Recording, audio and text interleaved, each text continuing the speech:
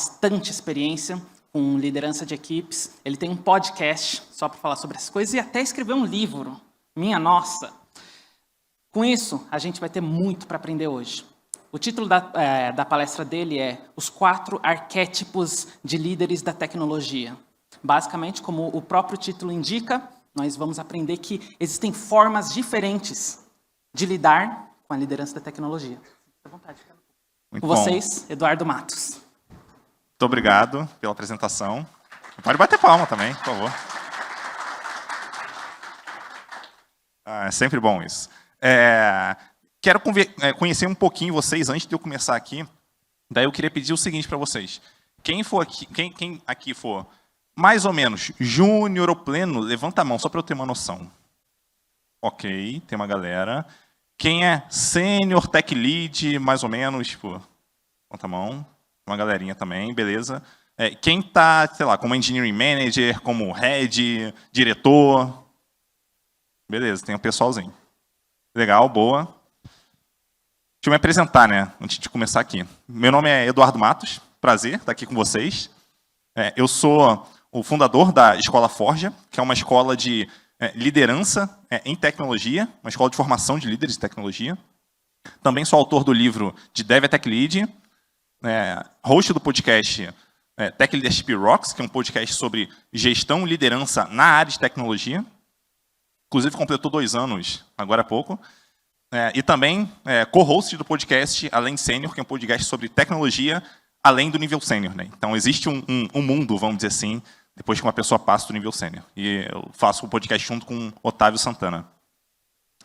Beleza, vamos falar um pouquinho sobre definições de liderança aqui, só para a gente começar. Né? Normalmente, quando a gente pensa em liderança, o que a gente busca, né, de definição na internet? O que acontece ali? Né? Essa é uma definição bem comum. Né, eu vou ler aqui para vocês. Né? Um bom líder é aquele capaz de delegar e de garantir autonomia ao seu time. Ele assegura que o grupo tenha a confiança necessária para gerenciar suas tarefas e tomar decisões de forma independente. É uma definição bem interessante e bem comum, vamos dizer assim. É o tipo de definição que a gente esperaria ter. Vamos para uma segunda definição. Um bom líder, acima de tudo, é empático com as pessoas ao seu redor. Repara que tem um negócio bem semelhante entre essas duas definições que eu acabei de mostrar aqui. Elas falam muito, elas têm uma pegada muito de pessoas, de gente ali. E isso é bem interessante e bem importante, vamos dizer assim. Mas é uma definição muito comum que a gente costuma ver, né? Liderança sempre atrelado a pessoas. Porém, existem algumas coisas estranhas quando a gente começa a olhar para a realidade no mercado. Tá? Então, se a gente passar um pouquinho, a gente pensa sobre aqui o Steve Jobs, que não era exatamente uma pessoa reconhecida por ser uma liderança empática, uma liderança humanizada, vamos dizer assim. Então, se alguém já leu, né, a biografia do Steve Jobs, sabe que ele era bastante arrogante nas reuniões, enfim, o clima normalmente era tenso na Apple, especialmente em tomadas de decisão, por aí vai. Então, esse era o Steve Jobs. Repara que ele não é exatamente uma representação daquelas descrições que a gente viu. E a gente tem o Elon Musk, que também é semelhante nesse sentido. Ele também não é reconhecido por ser uma pessoa excelente, lidando com seres humanos. Então, por que a gente tem tantas definições de liderança focada em seres humanos, e não que isso não seja importante, tá? Mas por que a maioria delas tem a ver ali, menciona seres humanos, e a gente tem uma porção de líderes de sucesso que não são tão humanos, vamos dizer assim? Como é que esse pessoal consegue ter sucesso? A questão é que existem mais pontos relacionados a sucesso na liderança do que somente a parte de lidar com pessoas, apesar de lidar com pessoas ser importante. Tá? E é sobre isso que eu vim falar aqui. E tem essa frase do John Maxwell, autor de, eu acho que é mais de 80 livros, se eu não me engano, sobre liderança. E essa frase está no livro As 21 Irrefutáveis Leis da Liderança, e talvez em algum dos outros mais de 79 livros que ele escreveu, só que eu não li os outros, que ele fala assim, a única coisa que você precisa saber sobre liderança é que há mais de uma coisa que você precisa saber sobre liderança. Então, a ideia é, não dá para a gente resumir liderança a seres humanos, a pessoas, e vamos tratar bem as pessoas. Tudo bem, isso é importante, mas vai muito além disso. Tem muita coisa que a gente precisa saber que vai além disso. Tá? Então, tem um monte de gente que quer ser líder inspirador, mas, na verdade, cada um tem o seu estilo. Então, talvez uma pessoa seja realmente muito boa com pessoas, ela vai usar aquilo para, evoluir, para conseguir entregar resultados, ajudar as pessoas a evoluírem, por aí vai. Tem outras pessoas que têm um estilo diferente. Será que essas pessoas estão fadadas ao fracasso? Eu imagino que não, tá? Então, existem diferentes tipos de liderança e cada uma é efetiva da sua forma. Então, essa é a parte talvez mais importante da palestra toda. Existem diversos tipos de estilos de pessoas ali, de personalidade, de liderança, e cada uma consegue trazer resultado da sua forma, tá? É sobre isso que eu vim falar aqui. E assim, existe um ponto em comum em todos esses líderes, tá? E essas líderes também. Quando a gente fala de liderança, se existe um ponto comum uma boa liderança gera resultado, ponto. Não existe liderança boa que não gera resultado. Se existir, essa pessoa vai ser esquecida, ela provavelmente não vai ser considerada uma boa líder. Apesar de ser muito boa com pessoas, ajudar as pessoas a se desenvolverem, tal, isso tudo, de novo, é importante, a gente vai ver isso já, mas essas pessoas, acima de tudo, têm resultado no que elas fazem, tá? Então, esse, vamos dizer assim, é um ponto em comum. Então, não importa muito qual estilo você adota, qual é o seu estilo, ele tendo resultado, você eventualmente vai ser considerado um bom líder ou uma boa líder. Tá? Então, tenha em mente que não existe só um estilo matador, né? Então, aqui a gente vai conhecer os 4 arquétipos que eu separei dessa liderança em tecnologia. E o primeiro arquétipo é o arquétipo tecnólogo. Essa pessoa, né, que tem esse arquétipo, é aquela pessoa que considera a tecnologia a prioridade número 1. É aquela pessoa que vai aprofundar bastante em tecnologia. É importante a gente escrever código assim, assado. É importante estruturar, fazer testes. Enfim, tudo que está em torno de tecnologia é importante para ela.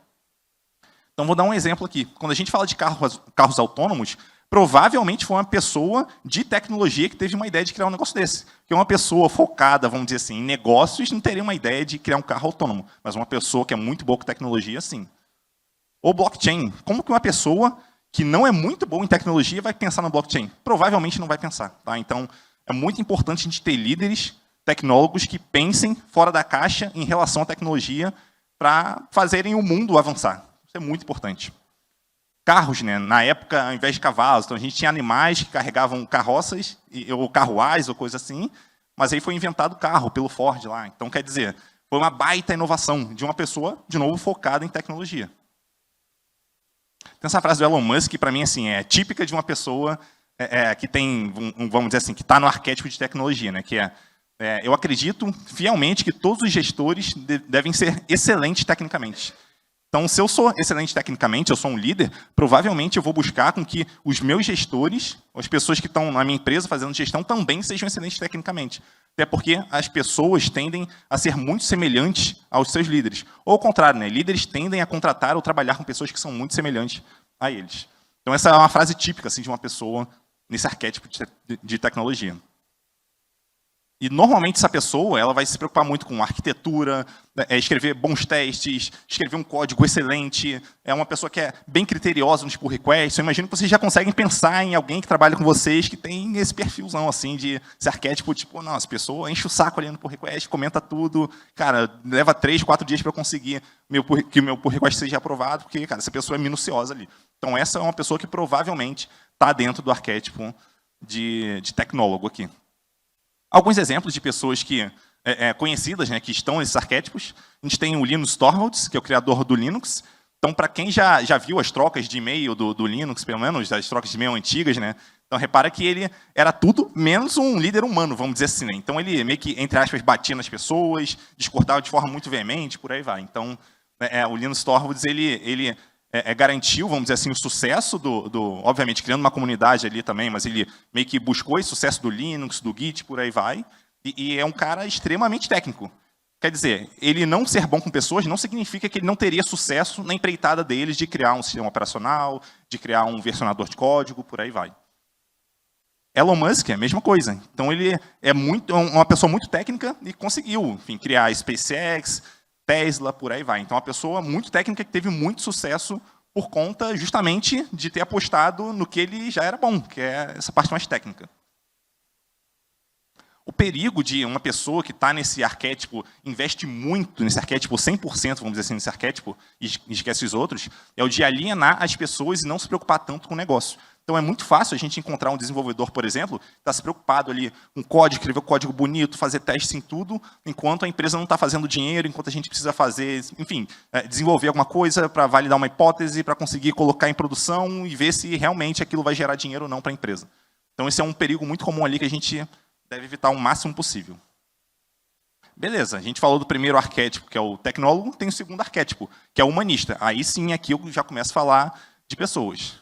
Então, para esse arquétipo, pessoas são prioridade número 1. Tá? Então, frequentemente, uma pessoa que está nesse arquétipo certifica de que as pessoas estão satisfeitas no trabalho, de que elas estão felizes, de que o ambiente está legal, de que as pessoas estão crescendo, por aí vai. Então, para uma pessoa que está no arquétipo, de um arquétipo humanista, se as pessoas não estiverem bem ali, não importa o resultado do negócio. A coisa para ela está ruim. Ela precisa fazer alguma coisa para melhorar aquilo. Uma frase também típica de uma pessoa, de um líder humanista, né, é essa aqui. 100% dos clientes são pessoas. 100% dos empregados são pessoas. Se você não entende de pessoas, você não entende de negócios. Essa frase é do Simon Sinek, que também é autor de diversos livros. Então, repara o foco que ele coloca aqui em seres humanos. Ele não fala ali de, para gerar valor de negócio, você tem que criar métodos, ou você tem que fazer... Não, tipo, aqui é 100% pessoas. Não se trata de outra coisa, sabe? Então, essa é uma frase bem típica assim, de quem está nesse arquétipo. Então, normalmente, líderes que têm esse arquétipo criam um ambiente de trabalho muito mais saudável para as pessoas. Então, o relacionamento com os colegas, relacionamento com a empresa, talvez até benefícios que a empresa venha a dar, dependendo da posição que essa liderança está. Então, tudo que acontece ali dentro da equipe, dentro da empresa, cultura, tudo isso tem um impacto muito grande por conta dessa liderança mais humana, vamos dizer assim. E a gente tem também, né, enfim, pessoas que se relacionam menor, turnover tende a ser menor. Então, se as pessoas gostam do ambiente, se elas se veem se desenvolvendo ali dentro, crescendo, aprendendo coisas diferentes, então, por que ela sairia da empresa? O turnover tende a ser menor.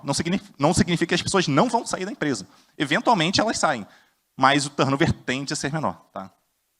Essas pessoas também se sentem mais acolhidas ali, então, se ela tem um problema em casa, se, sei lá, ela não está entregando um bom resultado porque está acontecendo alguma coisa na vida dela, ela se sente acolhida, ela sente que existe espaço para ela dar a opinião dela, falar o que ela pensa, de discutir com os colegas, de levar essa questão para a liderança, por aí vai. Então, é um ambiente que costuma ser muito mais saudável. E talvez vocês já tenham trabalhado, algum de vocês já tenham trabalhado em alguma empresa com uma liderança assim. Então, é muito interessante. Um exemplo é do Tony Reich, eu não sei se essa é a pronúncia do nome dele, mas é o fundador da Zappos. E só para dar o exemplo da Zappos, na época que a empresa foi criada, eu não sei se hoje em dia é assim, mas na época... existia um processo de recrutamento onde a pessoa que entrava, ela fazia todo o onboarding e no final do onboarding ela tinha a opção de aceitar $2.000 para ela pedir demissão da empresa, para ela sair da empresa. E ele fazia isso justamente para que as pessoas que porventura não se encaixassem ali ou sentissem que não era um ambiente para elas, para as pessoas se sentirem confortáveis para sair. Porque ele só queria que tivesse lá dentro quem realmente fosse agregar para a cultura da empresa, fosse ajudar a empresa a andar para frente. Então, não se tratava só de, você trabalha, eu pago o teu salário. Não, o ambiente aqui é muito importante. O perigo de uma pessoa, vamos dizer assim, que está nesse arquétipo humanista, é de ser muito complacente e se deixar levar pelas pessoas. Então, é muito fácil eu imaginar que eu sou um líder mais humano, vamos dizer assim. Então, se a pessoa faz alguma coisa errada, não, tudo bem, depois ela vai melhorar. Ou então, se ela não entrega resultados, não, tudo bem, foi por causa disso, por causa daquilo. Enfim, eu não vou dar um feedback para ela, acho que vai ficar tudo certo, na próxima melhor e tal. Então, líderes humanistas tendem a ser um pouco mais complacentes que as outras lideranças, vamos dizer assim, dos outros arquétipos. Então, esse é um perigo que é muito importante a gente tentar evitar. E também é muito fácil deixar levar pelas pessoas. Então, alguém ali na equipe dá uma opinião, a gente, não, deixa, vamos fazer do jeito da pessoa mesmo e tal, sendo que talvez aquele jeito nem seja a melhor maneira para resolver um problema, para entregar resultado, ou para, não sei, enfim, talvez a tecnologia que a pessoa escolheu não seja uma tecnologia mais adequada para resolver, enfim, aquele problema de negócio e por aí vai. Então, um cuidado que essa liderança mais humanista tem que tomar ali para evitar de ter problemas mais para frente, né? Então, se impor em alguns momentos, tá? Então trazer a sua visão, eventualmente, quando fizer sentido, talvez seja algo que essa liderança precisa praticar um pouco mais, treinar para quando for necessário ela vai lá e faz, né? Aí beleza, e tem o terceiro tipo, o terceiro arquétipo da liderança, né? Que é o arquétipo processual. Nesse arquétipo processual, os processos são a prioridade número 1, tá? Então, não seguir processos é muito, muito, muito mal visto. Normalmente, essas pessoas resolvem tudo evoluindo os próprios processos. Então, se tem algum problema ali, sei lá, algum desconforto com uma entrega que está demorando, essa pessoa vai pensar, pô, o que eu posso mudar em termos de processos aqui na equipe para a gente conseguir fazer uma entrega mais rápido? Será que eu consigo fatiar melhor essa entrega para fazer uma entrega menorzinha e a gente entregar mais rápido e já gera valor? Talvez eu consiga, não sei, talvez eu consiga dividir essa equipe em duas ou juntar aquelas duas equipes, eu não sei, mas essas pessoas normalmente, essas lideranças normalmente vão pensar ali no que elas precisam fazer para melhorar, enfim, seja lá o que for, usando os próprios processos. Ou talvez usando um Kaizen, né, que é bem comum, especialmente para quem usa, Kanban, para quem, enfim, o Kaizen significa basicamente melhoria contínua, né? Então, normalmente quem é muito processual pensa muito em como melhorar as coisas continuamente, bem aos pouquinhos. Pô, numa semana muda uma coisa, na outra semana muda outra, e vai mudando aos pouquinhos até, vamos dizer assim, a equipe se adequando ou se especializando cada vez mais em como realizar aquele trabalho. Inclusive, teve uma empresa onde eu trabalhei que, para a gente rodar scripts em produção, scripts que simples, né? Rodar um código em produção. Não era aplicação, era rodar só um script mesmo. Era bem burocrático, então a gente precisava mexer no projeto, adicionar uma coisa no nosso CI e tal, e era um negócio meio chato de fazer. Daí eu cheguei para uma pessoa que trabalhava, vamos dizer assim, na infraestrutura e pedi para ela, pô, fulano, tem como você rodar esse script para mim? A gente só vai precisar rodar uma vez, nunca mais a gente vai rodar. Era basicamente um script para criar um usuário admin na aplicação, que, enfim, a gente só precisava de um usuário admin. Depois, se a gente precisasse de mais, a gente poderia criar através do usuário admin no próprio painel de administração. Eu pedi para essa pessoa, né? Ou tem como você rodar esse script para mim? Essa pessoa, tipo, pô, não tem não, cara, já tem um processo para fazer isso, você vai lá, faz, põe a mão. Pô, cara, mas é complicado fazer, tipo, vai levar tempo aqui, é só rodar esse script. Literalmente, só você entrar na máquina lá, rodar esse script. Pô, não tem não, cara, vai lá, faz você. Putz, provavelmente essa é uma pessoa com arquétipo processual. Ela estava pensando muito no processo, tipo, não, tem um processo já definido, bonitinho, então vai lá e faz você porque já está definido, cara. Se está definido, então tem que seguir processo, não tem desculpa. Aí tem essa frase também, né, do famoso Taiichi Ohno, né, um dos idealizadores do sistema Toyota de produção, que deu origem, depois foi chamado de linha e deu, vamos dizer assim, serviu de inspiração para o Kanban, por aí vai, né. Aí ele coloca essa frase que é bem interessante, que é: sem padrões não existe Kaizen. Ou seja, se não existe padronização para alguma coisa, não tem como eu melhorar aquela coisa. Porque não tem padronização, o que eu vou mudar ali? Porque se eu estou sempre mudando tudo, eu não consigo melhorar nada. Talvez na próxima, sei lá, na próxima iteração eu consiga fazer melhor, mas eu tenho que ter algum padrão para mudar um pedacinho do padrão ao longo do tempo e melhorando esse processo ao longo do tempo. Então, uma pessoa também, né, com uma cabeça muito processual, você vê que a frase ali, ela fala de processos e tal. Então, é uma pegada bem típica assim, de uma pessoa, de uma liderança mais processual mesmo. Então, normalmente, onde a gente tem uma liderança processual, a gente tem uma excelente organização de trabalho, as pessoas sabem exatamente o que fazer, como fazer, tem documentação, tudo bonitinho, tudo no seu lugar. Seguir um método normalmente é muito importante, então não tem desculpa para você não seguir um método. Você pode até mudar o método depois, fazer um Kaizen, vamos dizer assim, não tem problema nenhum. Mas seguir o método que está lá é muito importante. Lembra da pessoa que eu falei, né, que trabalhou lá na empresa comigo e que não quis, não quis fazer um negócio que estava fora do processo. Então, normalmente, essa liderança, ela preza muito por seguir o método. E onde ela está, normalmente existe uma altíssima eficiência. Então, se o trabalho ele é muito bem organizado, as pessoas sabem exatamente o que tem que fazer a cada momento, então o trabalho ele tende a sair muito mais rápido. Tá? Porque os processos eles servem para isso também, para ajudar a gente ter um fluxo bom na entrega do trabalho. Um exemplo, de novo, aqui é o próprio Taiichi Ohno, né, um dos idealizadores do sistema Toyota de produção. O perigo dessa liderança, de uma liderança muito processual, vamos dizer assim, ela ser lenta nas mudanças ou em situações de exceção. Lembra do caso que eu falei, né, de rodar o script uma vez em produção. Provavelmente, quem criou esse processo na empresa não estava pensando no caso de rodar somente uma vez na vida daquele projeto como um todo. Então, não criou um processo para aquilo, um processo mais simples para aquilo. Então, essa pessoa tende a, vamos dizer assim, se ela pegar muito pesado no processo, ela tende a, talvez, deixar esses casos de lado e tal, e, enfim, costuma ser ruim em várias situações, né? Ou ainda se tornarem insensíveis. Talvez a gente tenha uma equipe ou uma pessoa ali que precisa fazer uma entrega muito rápido, muito importante, mas não, tem esse processo aqui, tem que seguir o processo.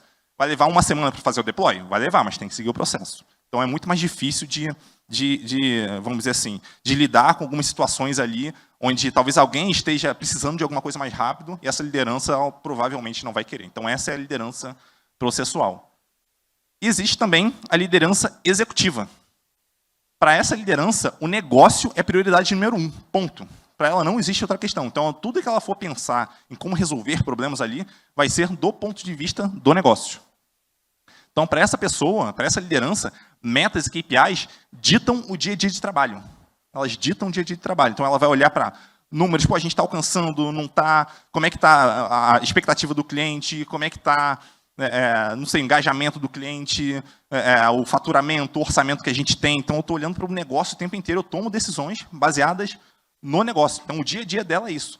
Normalmente, uma pessoa que tem esse arquétipo, ela fala muito de usuário, cliente, e isso vira uma palavra muito comum ali na equipe também, né? Quando a gente tem uma liderança processual, porque a gente está sempre pensando lá na ponta, o que vai acontecer, o resultado que vai gerar para a empresa, para o cliente, o resultado do negócio que está sendo gerado mesmo. Uma frase também, vamos dizer assim, típica de uma pessoa com esse arquétipo, ou de uma liderança com esse arquétipo é: sonhar grande, sonhar pequeno dá o mesmo trabalho. Então, repara a pegada que tem aqui de negócio, de resultado. Aqui, apesar de não falar de resultado especificamente, mas por trás vamos dizer assim, escondido aqui, ele está falando de resultado, né? Tipo, não, resultado lá na frente vai ser grande se a gente pensar grande e tal. Então, uma pessoa que está olhando lá para frente, que é muito mais otimista em relação ao negócio. Então, essa é uma frase bem típica. Assim. Se a gente ouvir alguma liderança falar um negócio desse, provavelmente essa liderança tem uma pegada mais executiva mesmo. Para essa liderança, as metas são vistas frequentemente. Então, se o time usa OKR, por exemplo, possivelmente toda semana o time vai olhar para os OKRs, a entrega que a gente fez, gerou o resultado que a gente estava esperando, não gerou, como é que está funcionando isso aqui, o que a gente pode melhorar, o que a gente pode priorizar daqui para frente. Os números vão guiar os próximos passos ali. Então, os OKRs eles vão estar, caso eles sejam usados, né? Então, eles vão servir para entender: a gente está gerando resultado de fato ou não? Como que a gente prioriza isso aqui, ou não prioriza, ou desprioriza, né? Porque é sempre uma possibilidade.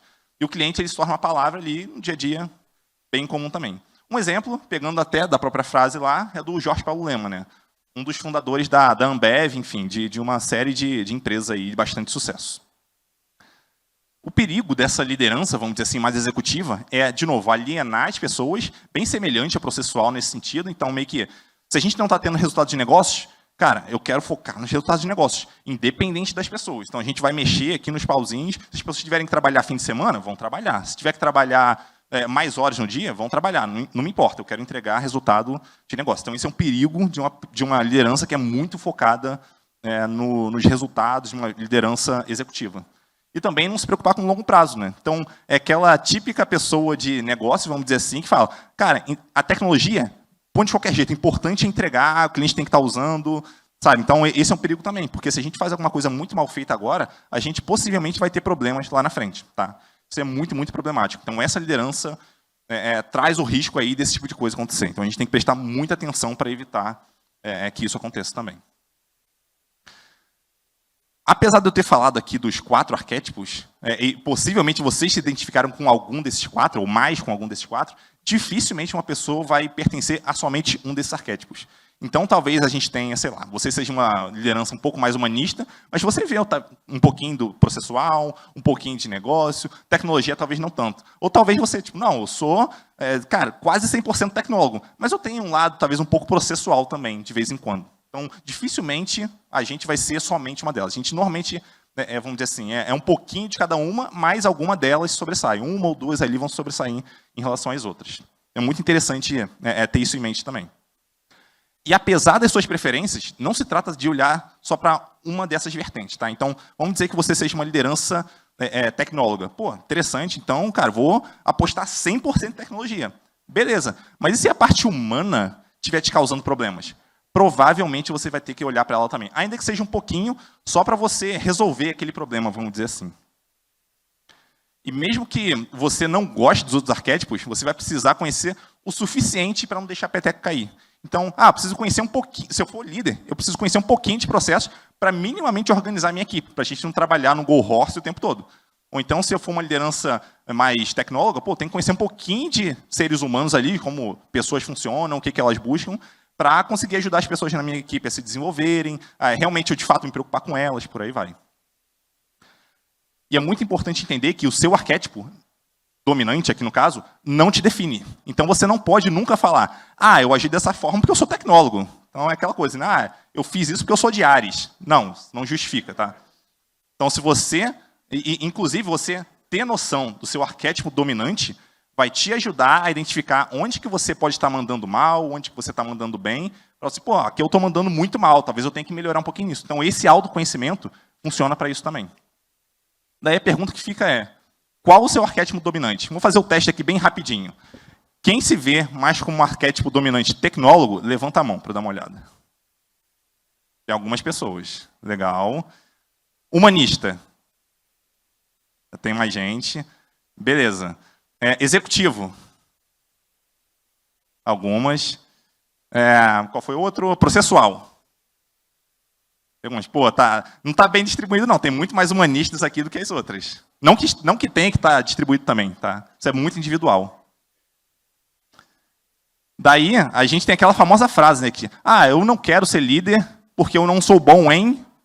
Aí muitos devs falam isso. Eu não sou bom em com pessoas, eu não sou bom com processos, eu não sou bom nisso, naquilo. Não se trata de você ser bom em tudo. Se trata de você entender onde que está o seu arquétipo para você dobrar a aposta naquilo. E se você não mandar bem nos outros, beleza, que você conheça o mínimo ali para fazer a coisa funcionar. Mas você deveria investir onde você é bom. Pensa no Elon Musk, que criou um império sendo um excelente tecnólogo. Então, ele focou muito nisso. Ele não é bom com pessoas? Não, tudo bem, ele tenta fazer o mínimo ali, mas ele teve sucesso por conta do lado tecnólogo, não porque ele investiu muito tempo para ser um líder super-humano. Tá? Então, invista mais naquilo que você já manda bem. E liderança nunca foi um dom, tá? Liderança é atitude. Então, liderança se trata de você ter a noção do que você precisa fazer, de você estar disposto a realmente correr atrás e fazer o que for necessário para gerar resultado, para ajudar as pessoas, para resolver problemas na ponta. Tá? Era isso, pessoal. Muito obrigado.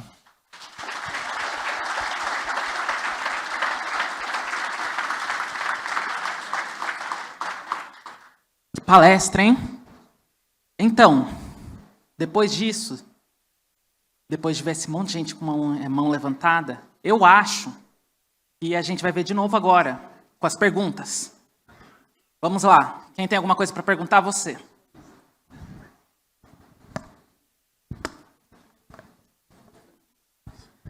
Olá, boa tarde.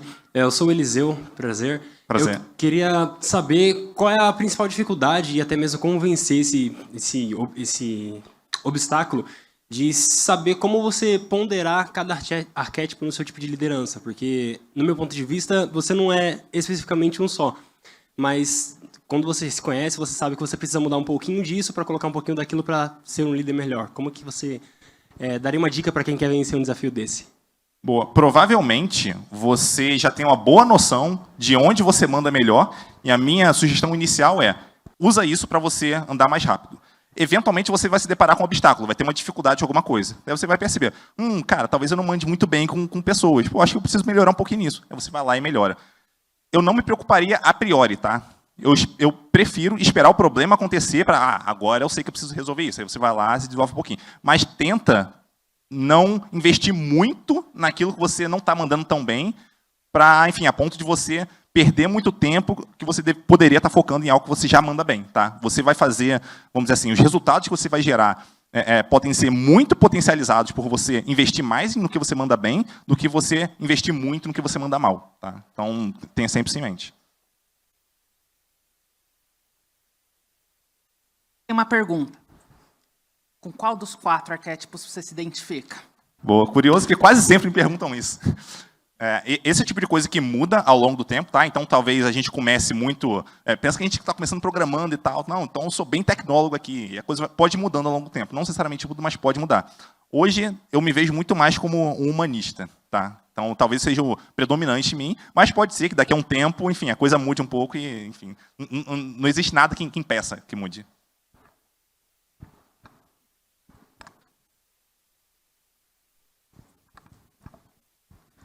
Primeiramente, parabéns aí pela palestra e pelo conteúdo. Prazer, eu sou o Gabriel. É interessante pensar em arquétipo porque humanos são complexos, pessoas são complexas e definir isso em caixinhas às vezes pode limitar um pouco. Mas como você falou, uma pessoa pode ter uma combinação desses arquétipos e traz aí uma visualização interessante de você pensar liderança. Então, eu queria perguntar, no caso, hoje em dia, você que está sempre em contato aí com o mercado brasileiro, qual é o arquétipo que você sente mais falta no mercado brasileiro, que talvez os líderes aí, principalmente CEOs, poderiam investir mais e se aperfeiçoar nesse tipo de arquétipo? Boa, excelente pergunta. A resposta para isso é uma não resposta para isso. Tá? Eu vou te contar uma história bem rapidinho, porque meu tempo está acabando. Eu trabalhei em uma empresa onde a gente tinha a hipótese de que o perfil dos vendedores dessa empresa, na época, de que o perfil deles poderia ditar quem teria mais sucesso ou menos sucesso. Daí o que a gente fez? Mapeou o perfil de todo mundo, a gente mandou um teste para esses vendedores e tal.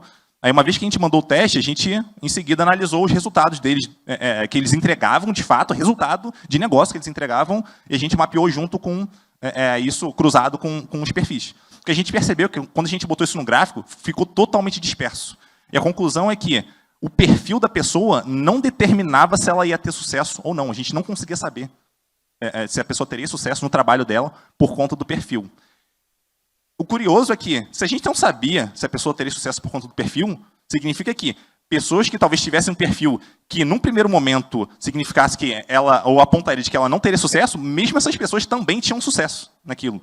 A conclusão que a gente chegou foi que a gente não deveria, vamos dizer assim, limitar ou pré-julgar se a pessoa teria sucesso por conta do perfil dela.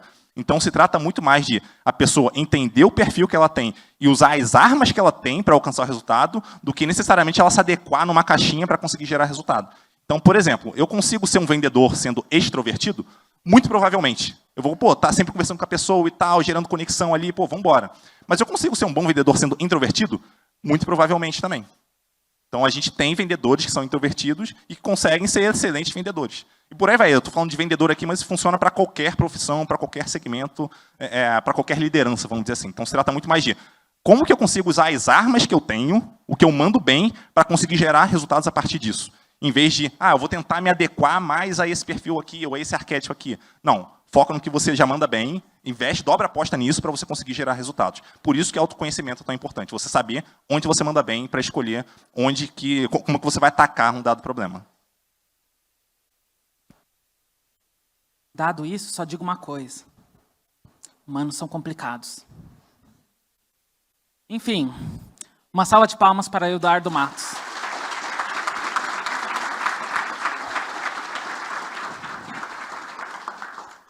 Que palestra, hein?